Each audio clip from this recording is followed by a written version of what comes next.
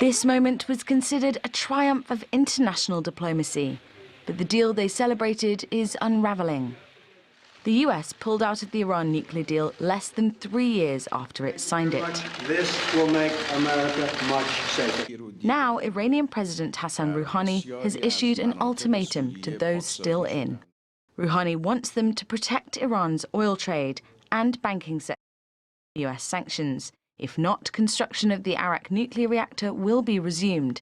It was shut down under the original deal. Iran will stop selling its uranium and heavy water. They're both components used in nuclear reactors.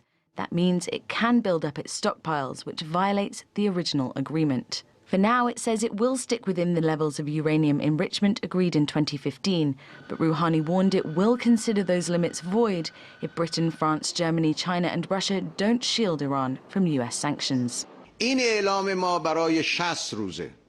These measures are for 60 days. If in 60 days the Europeans come to the negotiation table and we reach a conclusion and our main concerns, especially regarding oil and banking, are met, we'll go back to the previous agreement.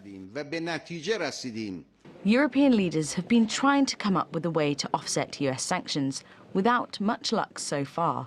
But they're warning they'll have no choice but to impose their own if Tehran steps back from the deal. There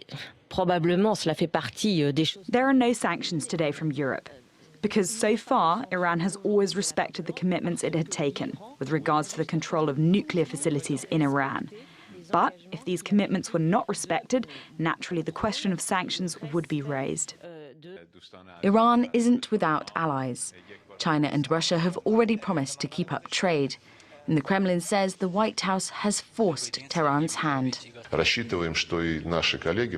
We expect our colleagues, first of all European ones, who volunteered to find a solution to the problem created by the Americans, to fulfill their obligations. The EU is now stuck between the US and Iran, leaving Western leaders scrambling to find a way to save the deal and stop the relationship between the US and Iran getting even worse.